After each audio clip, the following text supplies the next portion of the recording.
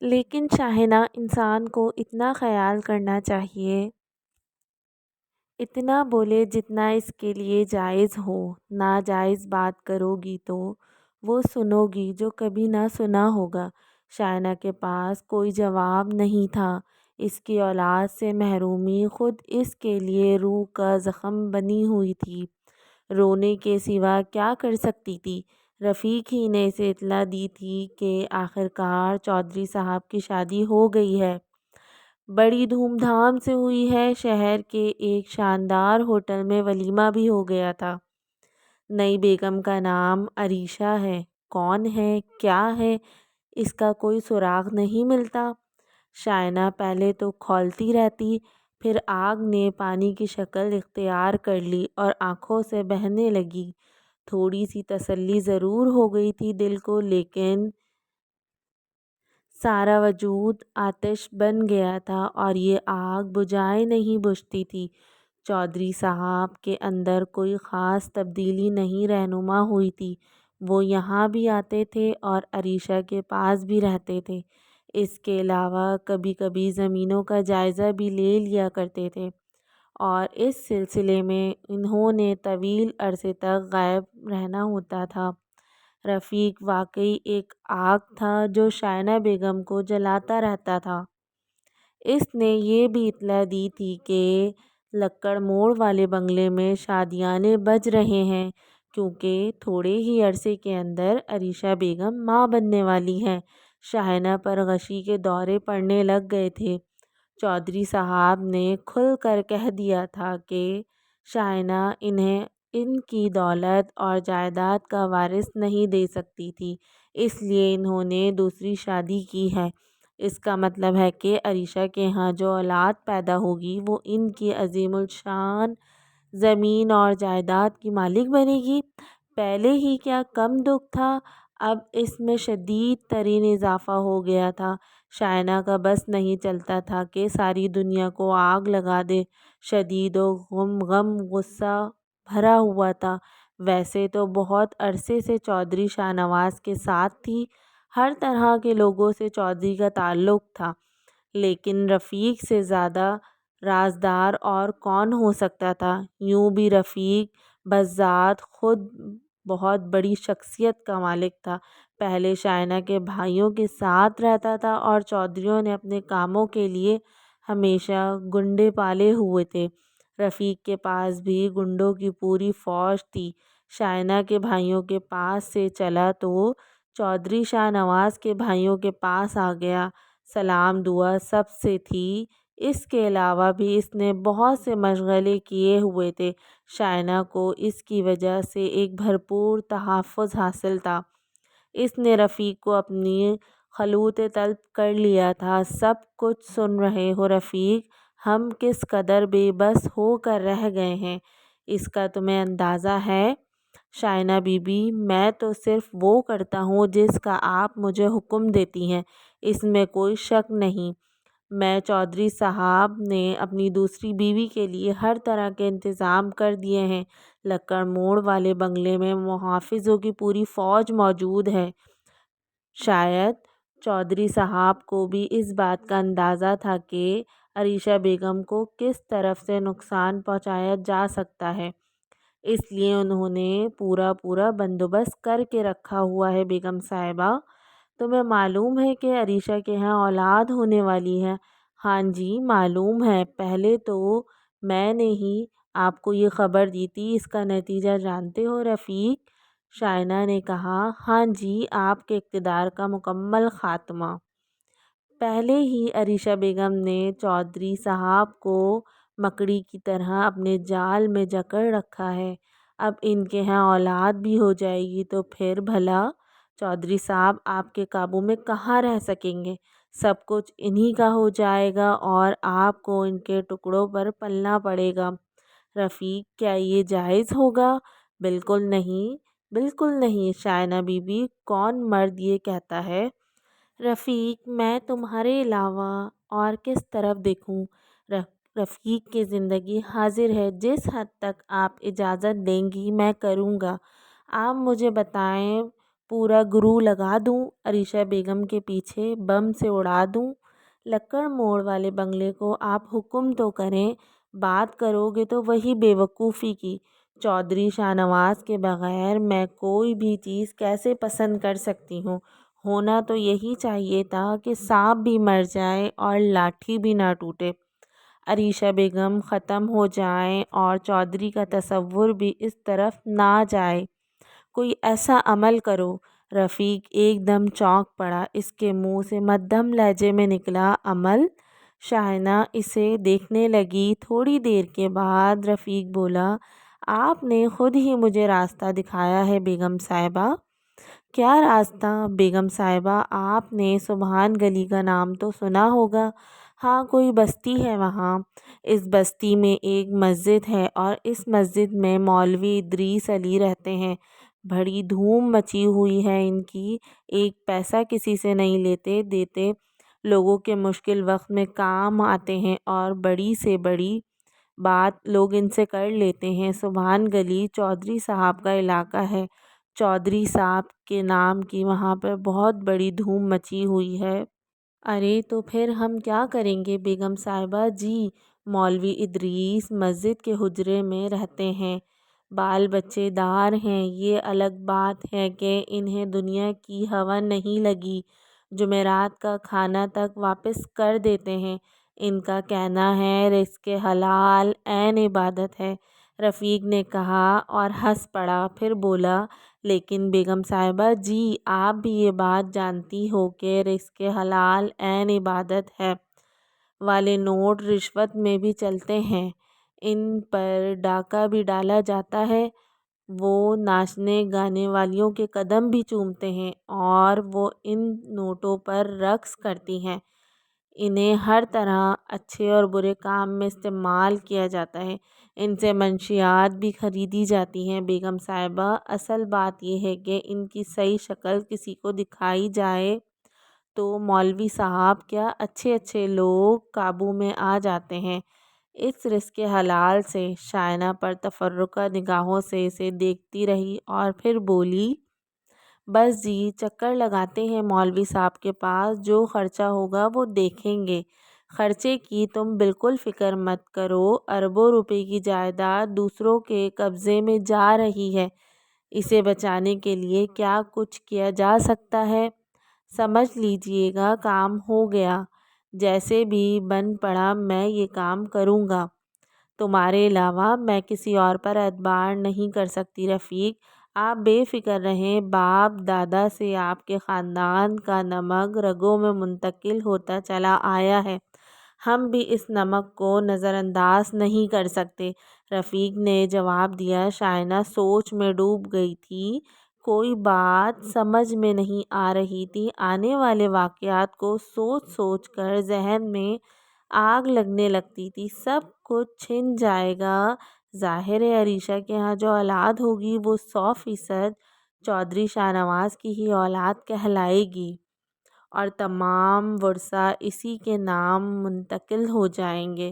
اس نے غرائی ہوئی آواز میں کہا، ہمیں ہر پہلو کو نگاہ میں رکھنا ہوگا رفیق، اگر مولوی ادریس سے کام نہ چلا تو پھر تمہیں ایسے کوئی لوگ تلاش کرنے پڑیں گے جو کرائے کے قاتل ہوتے ہوں اور رقم لے کر سارا کام کر دیتے ہوں۔ میں نے آپ سے کہا نا بیگم صاحبہ، آپ بالکل فکر نہ کریں، رفیق زندہ ہے اور اس کے ہاتھوں کی لمبائی بہت کافی ہے، بس آپ کا مجھے سہارا چاہیے۔ میرا سہارا تمہیں ہر طرح حاصل ہے رفیق، مولوی ادریس سے بات کر لو، دیکھو وہ تیار بھی ہوتے ہیں یا نہیں۔ آپ بالکل فکر نہ کریں بیگم صاحبہ، گھی سیدھی انگلی سے نہ نکلے تو انگلی ٹیڑھی کر کے نکال لوں گا، بلکہ ابھی سے اس کی تیاریاں شروع کر دیتا ہوں۔ کچھ لوگ ہیں جن سے میری دوستی ہے، وہ بھی ایک طرح سے کرائے کے قاتل ہیں، میرے لیے ہر طرح سے کام کرنے پر آمادہ ہو جائیں گے، بس ذرا سا منہ بھرنا پڑے گا ان لوگوں کا۔ میں نے کہنا تھا تم فکر مت کرو، کیا کہو گے مولوی ادریس سے ساری صورتحال انہیں بتا دوں گا؟ نہیں ایسا مت کرنا، شائنہ نے کہا۔ رفیق چونک کر انہیں دیکھنے لگا۔ میں سمجھا نہیں بیگم صاحبہ، مولوی ادریس کو کیا بہانہ یا کیا لے کر آؤں یا کیا بولوں؟ میں خود ان سے بات کروں گی۔ ہمیں اپنے دل کی بات اس طرح سے نہیں کہہ دینی چاہیے۔ اور پھر تم جانتے ہو کہ سبحان گلی چودھری صاحب کی ہی تو ملکیت ہے اور وہاں کے رہنے والے ان کی رعایت کی حیثیت رکھتے ہیں۔ ٹھیک ہے، ٹھیک کہتی ہیں جی، مولوی صاحب کو یہاں لے آئیں گے اور ذرا طریقے سے بات کریں گے، مناسب ہے۔ شائنہ نے کس قدر مطمئن لہجے میں کہا۔ کوئی بھی شے کبھی کسی کی ملکیت نہیں ہوتی۔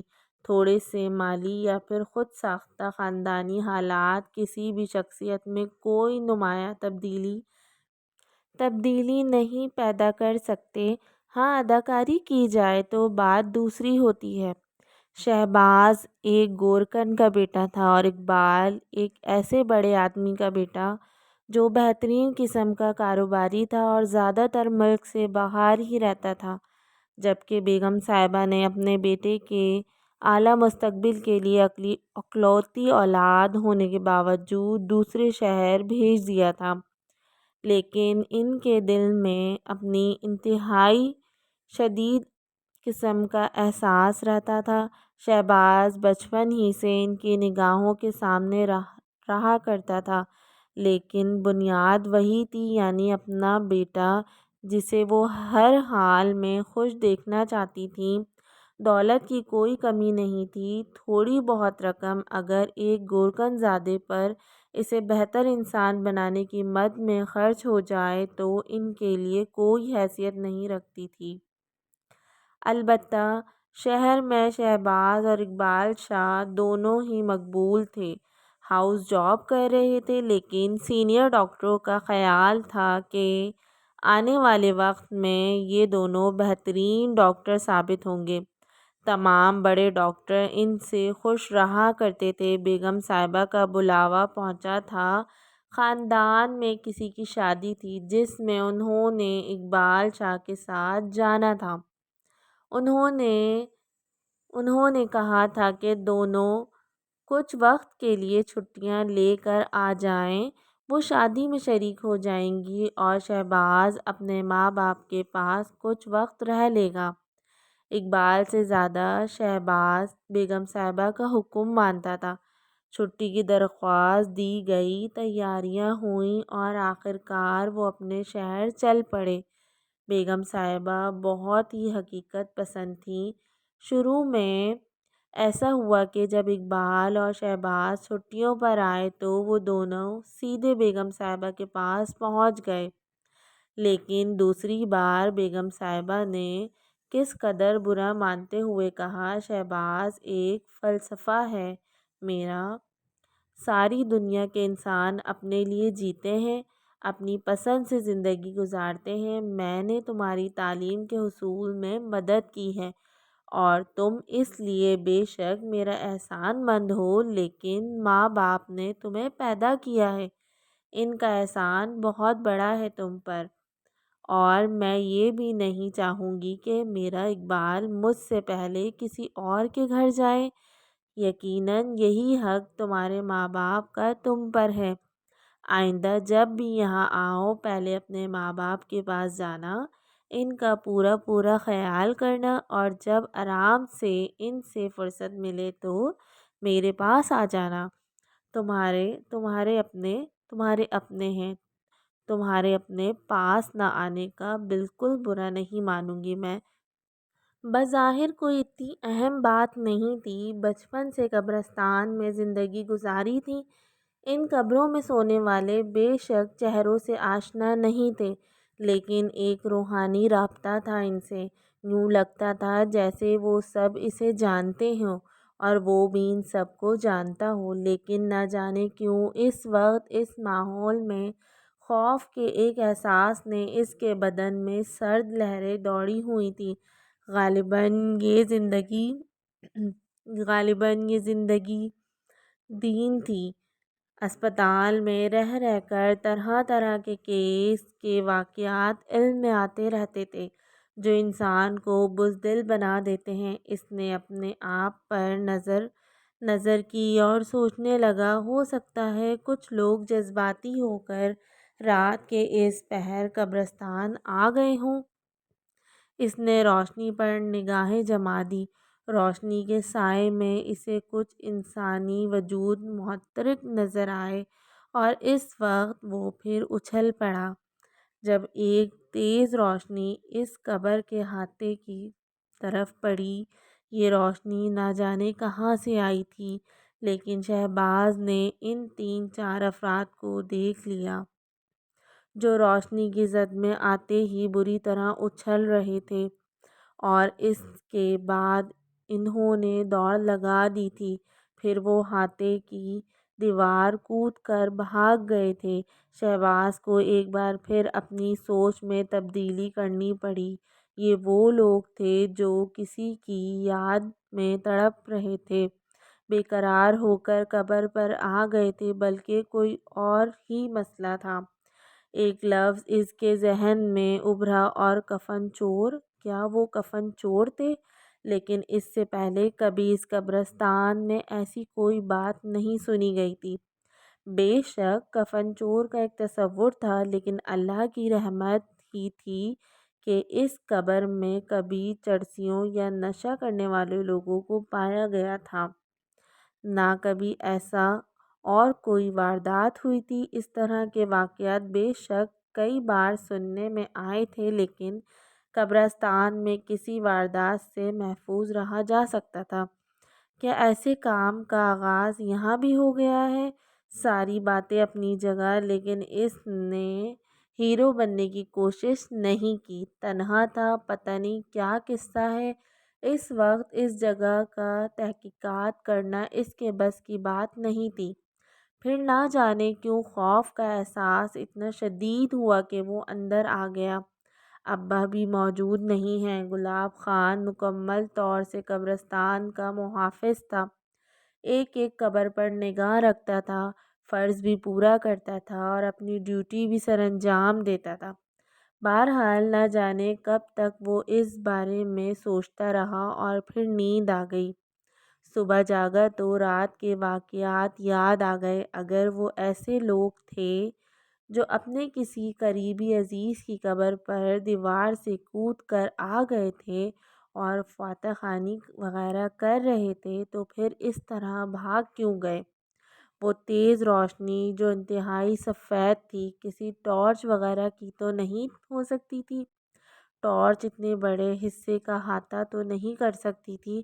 بہرحال اس نے ہاتھ منہ وغیرہ دھویا اور اس کے بعد بہن سے چائے مانگی۔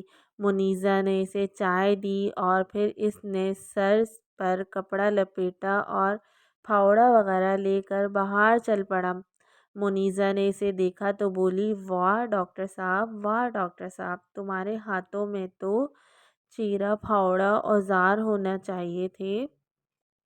وہ جو کہتے ہیں نا، کیا ہوتا ہے وہ جو پیٹ پھاڑ کر کیا جاتا ہے؟ شہباز ہنس پڑا۔ اس نے کہا، دیکھ اماں، میری بہن مجھے کسائی کہنے پر تلی ہوئی ہے۔ چیرا پھاڑ کرنے والے تو کسائی ہوتے ہیں، میں تو کوئی کسائی نہیں ہوں، نہ تو میں کوئی چیر پھاڑ کرتا ہوں۔ بس اس بیچاری کو کیا معلوم اماں، وہ کیا ہوتا ہے جو کیا کیا جاتا ہے، کیا کہتے ہیں اسے؟ آپریشن؟ ہاں شہباز بولا۔ ہاں وہی منیزہ بولی۔ جی جی آپریشن۔ آپریشن مختلف قسموں کے ہوتے ہیں منیزہ، میں تو صرف اپنا فرض پورا کرنے جا رہا ہوں۔ ابا صبح اٹھنے کے بعد قبرستان کا پورا چکر لگاتے ہیں، کوئی قبر خراب ہوتی یا کسی کی مٹی بیٹھی ہوتی تو ابا اسے ٹھیک کرتے۔ میں بھی وہی کرنے جا رہا ہوں۔ اللہ تجھے خوش رکھے بیٹا۔ ڈاکٹر بننے کے بعد بھی دل میں اللہ کا ایسا خوف رہنا چاہیے، اس طرح ڈاکٹر ڈاکٹر ہی رہتا ہے، کسائی کسائی نہیں بن پاتا۔ اماں میرے لیے ہمیشہ دعا کرنا، میں ڈاکٹر ہی رہوں۔ شہباز نے پھاوڑا اٹھایا اور اپنے کندھے پر رکھا باہر نکل آیا۔ حلیہ بھی ایسا ہی بنا لیا تھا یہاں آ کر، جبکہ وہ ایک خوش لباس ڈاکٹر تصور کیا جاتا تھا، لیکن اس وقت قمیص شلوار اور کندھے پر پھاوڑا دیکھ کر اسے کوئی بھی یہ نہیں کہہ سکتا تھا کہ بے شک گورکن ہے مگر خوبصورت آدمی ہے۔ قبروں کی دیکھ بھال کرتا ہو وہ آگے بڑھتا رہا۔ اسے دو آدمی کھڑے نظر آئے جو قبر پر فاتح خوانی کرنے آئے ہوئے تھے۔ صبح کو پھول بچھانے والے پڑوسی لڑکا گیٹ کھول دیتا تھا۔ ذمہ داری اس کے سپرد تھی کیونکہ اس سے اس کا روزگار چلتا تھا۔ اس کے ساتھ ایک اور بھی لڑکا تھا جس سے گلاب خان اکثر کام لے لیا کرتا تھا۔ اس کا نام رحیم تھا۔ رحیم نے شہباز کو دیکھا تو جلدی سے دو کنستروں میں پانی بھر کر لے آیا اور ان دونوں افراد کے پاس پہنچ گیا جو فاتح خوانی کر رہے تھے۔ دونوں آنے والوں نے پھول چڑھائے اور فاتحہ پڑھتے رہے۔ کوئی کام نہیں تھا یہاں، اس لیے شہباز آگے بڑھ گیا اور پھر فاصلہ طے کر کے وہ والی قبر پر پہنچ گیا، لیکن قبر کی حالت دیکھ کر وہ ایک دم ٹھٹک گیا تھا۔ قبر باقاعدہ کھودی گئی تھی اور سلیب نکال کر ایک طرف ڈال دیے گئے تھے۔ مٹی دونوں طرف پھیلی ہوئی تھی۔ شہباز ایک بار پھر شدید تجسس کا شکار ہو گیا۔ رات کو اس نے اپنی آنکھوں سے جو کچھ دیکھا تھا اس وقت وہ کچھ اور ہی شکل اختیار کر گیا تھا۔ اس نے پھاوڑا ایک طرف رکھ کر جلدی سے کھلی ہوئی قبر میں نگاہ دوڑائی۔ دیکھنا چاہتا تھا کہ اگر کسی نے کفن چرانے کی کوشش کی ہے تو میں اس کی یہ کوشش کامیاب نہیں ہونے دوں گا۔ جب میں قبر میں جھانکا تو اسے ایک عجیب و غریب منظر نظر آیا۔ لاش قبر کے اندر موجود تھی۔ کفن بھی جسم پر تھا لیکن چہرہ کھلا ہوا تھا۔ لمبے لمبے سیاہ بال بکھرے ہوئے تھے اور نسوانی وجود کے نقوش نمایاں تھے۔ بے حد دلکش چہرہ، لیکن جو سب سے زیادہ حیرت ناک بات تھی وہ یہ کہ اس کے پہلو میں ایک نوزائیدہ بچی نظر آ رہی تھی۔ بچی اس کے پہلو میں لیٹی ہوئی تھی اور انتہائی حیرت ناک منظر یہ تھا کہ وہ ہاتھ اور پاؤں مار رہی تھی۔ ناممکن، قطعی ناممکن، ہو ہی نہیں سکتا۔ سارا خوف اور تجسس ذہن سے نکل گیا اور فرض جاگا قدرت کے کام قدرت ہی جانے، وہ جیسے زندگی دینا چاہے دے سکتا ہے، بھلا اس کے لیے کیا مشکل ہے۔ طویل عرصے تک ملبے تلے دبے رہنے والے انسانوں کو اس نے زندگی سے نوازا۔ شدید ترین زلزلے سے جو متاثر ہوئے ان میں کچھ بہنیں ایسی تھیں جو زندگی پا گئیں، اس لیے کچھ اور بھی مشکل نہیں۔ وہ سب کچھ بھول کر قبر میں اتر گیا اور پھر اس نے کسی بات کی پرواہ کیے بغیر نوزائیدہ بچی کو قبر سے نکال کر سینے میں چھپا لیا۔ اس کے بعد وہ ایک لمحے کے اندر وہ قبر سے باہر نکل آیا اور تیزی سے دوڑتا ہوا گھر کی طرف بھاگا۔ حیرت نے اسے دیوانہ کر دیا تھا۔ گھر میں داخل ہوا تو جبیرہ اور منیزہ اسے حیرت سے دیکھنے لگیں۔ پھر انہوں نے ان کے ہاتھوں میں دبی ہوئی شے کو دیکھا اور آگے بڑھ آئیں۔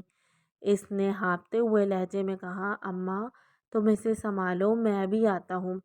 اس نے بچی کو ماں کی گود میں دیا اور دوڑ کر اندر سے اس نے اسٹیتھوسکوپ نکالا اور آدھی چیز نکالی اور اس کے بعد باہر نکل گیا۔ جریرہ اور منیزہ حیرت سے اس بچی کو دیکھتی رہیں۔ جریرہ نے کہا، ہائے ہائے، ارے منیزہ تو جلدی سے پانی گرم کر، یہ ابھی پیدا ہوئی ہے، بچی لگتی ہے، یہ کہاں سے مل گئی اسے؟ میں پانی گرم کرتی ہوں اماں۔ وہ دونوں بچی کی صفائی ستھرائی میں لگ گئیں۔ شہباز ایک بار پھر قبر کے پاس پہنچ کر قبر میں اتر گیا۔ فاتح خوانی کرنے کے لیے آئے ہوئے لوگ جا چکے تھے اور اب رحیم کے سوا قبرستان میں اور کوئی نہ تھا۔ قبر میں بھی جگہ بے شک تنگ تھی لیکن جس طرح بھی بن پڑا، اس نے آلہ لگا کر عورت کے تنفس کا جائزہ لیا۔ تمام تر معائنے کے بعد وہ اس نتیجے پر پہنچا کہ عورت میں زندگی کے کوئی آثار نہیں ہیں، وہ مکمل طور پر مردہ ہے۔ لیکن حیران کن بات یہ تھی کہ وہ جسمانی طور پر ابھی بالکل ٹھیک نہیں تھی، جبکہ اس کی تدفین کے بارے میں کوئی اندازہ نہیں تھا کہ کب ہوئی ہے۔ یہ سارا جائزہ لینے کے بعد اب عورت میں زندگی کے آثار بالکل نہیں ہیں، اور کسی لاش کو قبر سے نکالنا قانونی اور اخلاقی طور پر جرم ہے۔ اس نے گہری سانس لے کر رحیم کی طرف دیکھا جو اس کے بالکل برابر کھڑا ہوا تھا۔ پھر اس نے کہا، آؤ قبر بند کر دیں۔ رحیم خاموشی سے اس کے ساتھ قبر بند کروانے لگا اور اس کے بعد مٹی سے پوری قبر درست کی گئی۔ کیا قصہ ہے صاحب جی؟ رحیم نے پوچھا۔ بس رحیم، کسی جانور وغیرہ نے قبر کھول دی تھی، جانور نے سلیب بھی ہٹا دیا۔ جی جی صاحب، آپ صحیح کہہ رہے ہیں، پتہ نہیں وہ جانور تھا یا انسان۔ ویسے رحیم، تم یہ بتاؤ، میں تو شہر میں ہوتا ہوں، کبھی یہاں سے کوئی لاش چوری ہوئی ہے یا کفن وغیرہ چرایا گیا ہے؟ نہیں جی، ابھی تک تو کوئی ایسی بات نہیں سنی، نہ کفن چرایا گیا ہے نہ لاش۔ کیا لاش بھی چرائی جاتی ہے صاحب جی؟